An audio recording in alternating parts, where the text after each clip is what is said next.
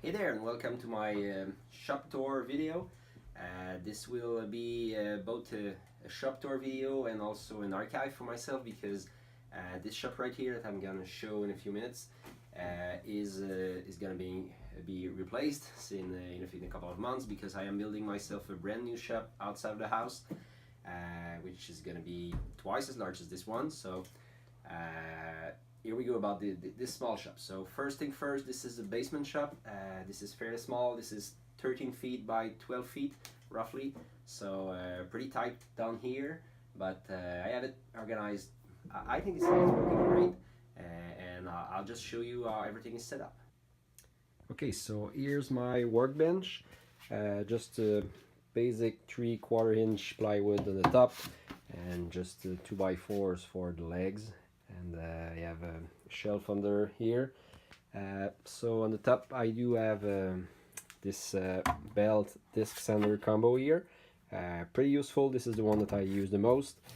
On the other side I do have another one, another belt and disc sander combo. Disc here is barely not used, actually it's kind of removed, but I keep it for this smaller belt here, which is pretty useful sometimes to get to reach on some smaller places. And up on the wall I have, I think it's called a pegboard, where I can put all my end tools and a lot of screwdrivers, like you can see, and a lot of stuff. A couple of shelves there with glue and some stuff. A little vise here, pretty useful. Not a big one, but it's good enough. On the right side I do have a sink here. It's pretty dirty right now, but pretty useful to wash some stuff and sometimes drain paint and stuff like that. On this side, this is the under of the stairs from for the first floor, and I have my water tank here, and this space right there is used to store some stuff that I don't use very often because it's pretty hard to get there. So this is just the vacuum for the house, and that's about it for my workbench. Right now I do have this bench grinder which is just clamped here. It's not usually on the workbench because it takes a lot of space, but right now I was using it a few days ago because right here I have my current project on the go, which are some custom carbide turning tools. This one is almost finished, just need to turn the handle, and those 3 others are here are still remaining to put the carbides on the tip. The carbides are right there. So this is my current project. This stuff is not usually there. Under the workbench I do have a bunch of stuff. Wrenches, you can see in this one right here I have a lot of electronic stuff for when I do some repairing or stuff like that. Under there I do have my make pack, pretty useful welder for metal working. Small scroll saw here, doesn't get used a lot, but it's pretty useful at times. And up here is my lathe. I've not been using this one very much lately, but pretty cool little lathe. It's really cheap one. It's a Mastercraft brand here in Canada, pretty common brand. And if you want to see this lathe in action, just watch my videos about my chess set. On the left of the workbench is the corner of the shop. This is the electrical panel for the house. I do have this shelf here. This little drawer thing here with many screws in there and little stuff. Down here is my scrap metal bin, where I store all my small metal parts for where I do metalworking. This right here is actually a dust collection fitting for my lathe. This goes just behind the working place of the lathe, and the dust collection is connected here, so I just clamp the lathe on the workbench when I use it, and I'm clamping this thing just closer to the lathe, and I have it fit for the right height and stuff, so it works pretty good. It's a DIY obviously, but really nice extraction tool. Down there, a few clamps. If we continue to left, my trusty shop vac, scrap wood bin. I love to store the scrap wood in the bins like that. Yeah, a couple of those plastic bins where I store all my smaller wood of all sorts and smaller size. This is here is my Traxxas slash RC car, which is not normally in there, but I used it in the last few days and I've been storing it here.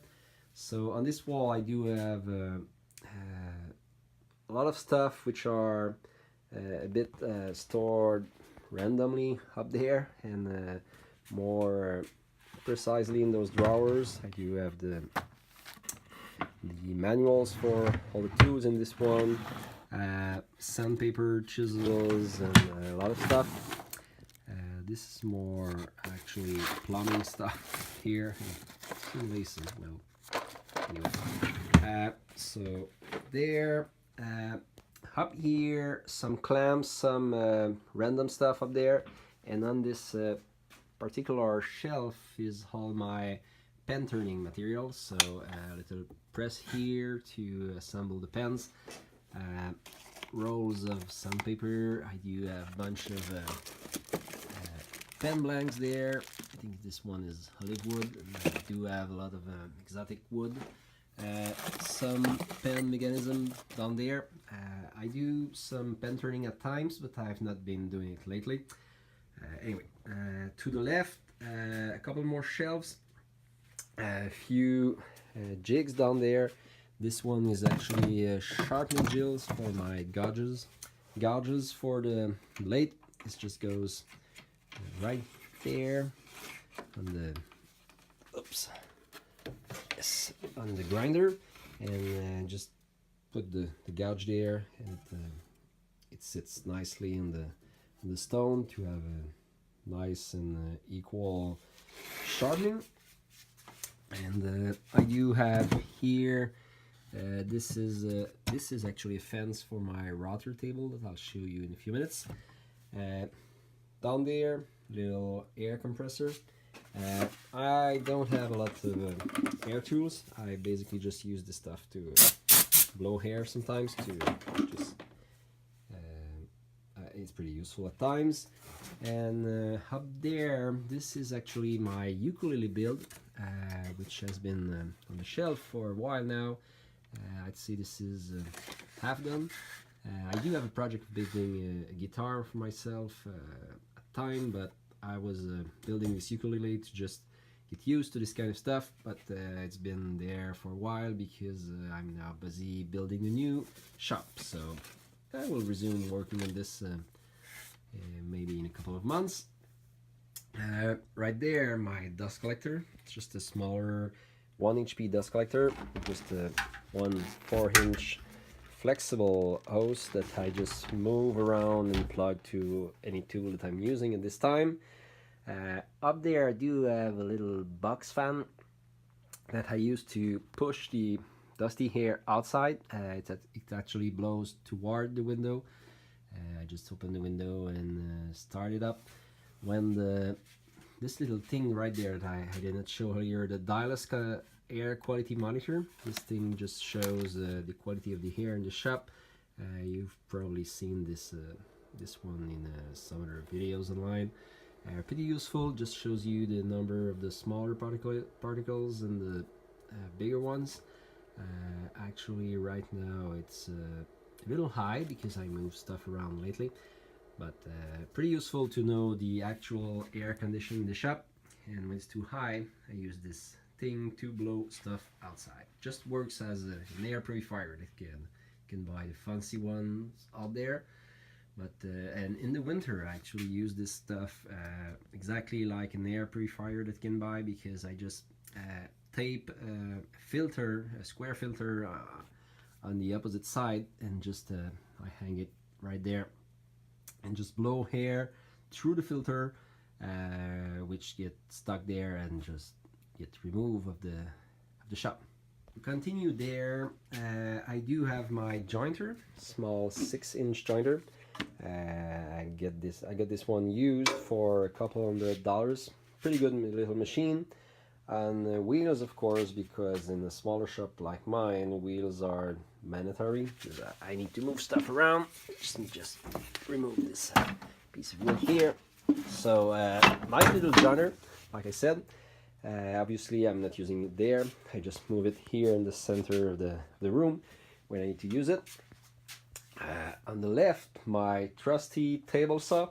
This is the rigid, I don't remember the number, but this is the standard one that you see a lot of people are talking about it online. This is a nice table saw from the orange, the big orange store. And this one is getting either nice reviews or bad reviews, because a lot of people are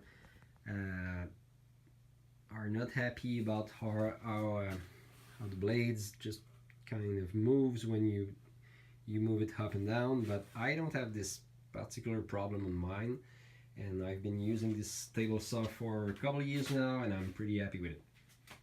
Another scrap wood bin down there. Like you can see, I do have a 0 insert on this table saw. I think you should make one like that if you don't have one on your table saw.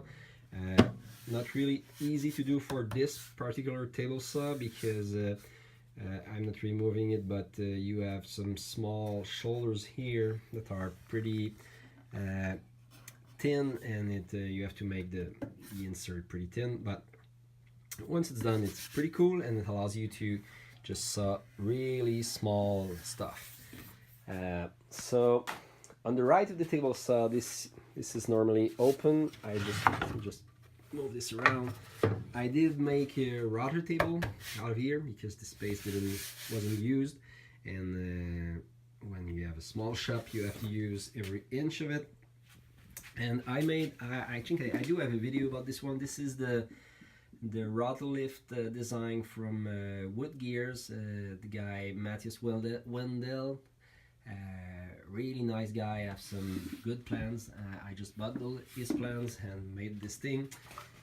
Pretty cool Rotolift that you can, well, just remove this, put it up to change the bit, and you can just work it. Well, a little noisy, but pretty good stuff.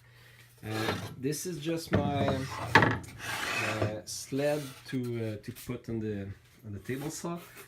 Pretty basic sled, but really useful. I use this thing all the time. I do have a couple more jigs up there. For this one is for the table saw actually. This is to cut square corners when you need to do something like a frame or something. This one goes just over the blade like that, and you can just put your stuff one half here, the other half there, and you are sure to get perfectly square corner. Pretty useful, really easy to do. Just look this stuff online, you'll find a lot of plans and designs. This one is pretty easy. A couple more jigs up there for actually for the bandsaw. I'll show them a little later. This box right here is just some PLA rolls, because I do have a 3D printer coming up, but nothing to do with woodworking. Behind the table saw, this is where I store the larger stocks, sheet material, and smaller stuff. This is where I store the wood.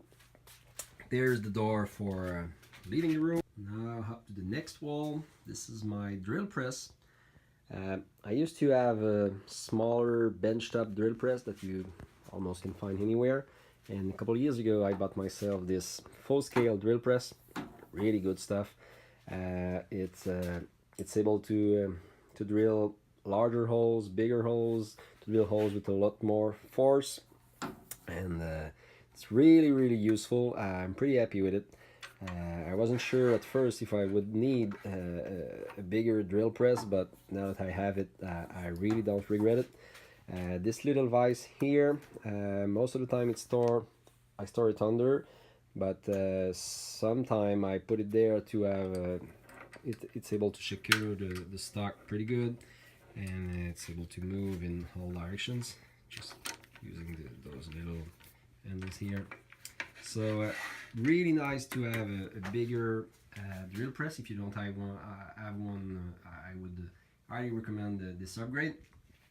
Next to it is my thickness planer, another Mastercraft piece of equipment, pretty similar to the Walt that many people have, but cheaper, and I'd say it works just as good. So of course it's on wheel also. I have this little design here that I use, that I found online. I don't remember when, but it just allows you to move it like that, and just release this thing here, and the wheels just go up. So now it can't move anymore. So if you need to move it, just push it down and it's moving again. So simple design, but pretty useful.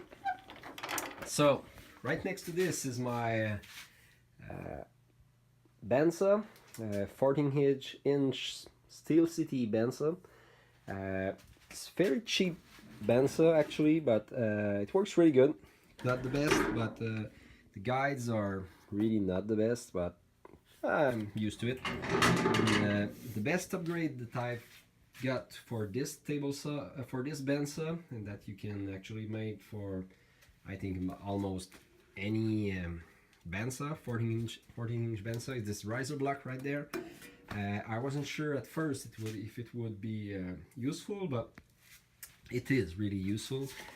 Allows you to make this thing a lot higher and have well, right now I do have a smaller blade there, but with a 3/4 inch blade, and this thing rising to, I think it's like 11.5 inch, almost 12 inches. So this allows you to resaw larger stock and larger logs, and it's really nice, seriously, because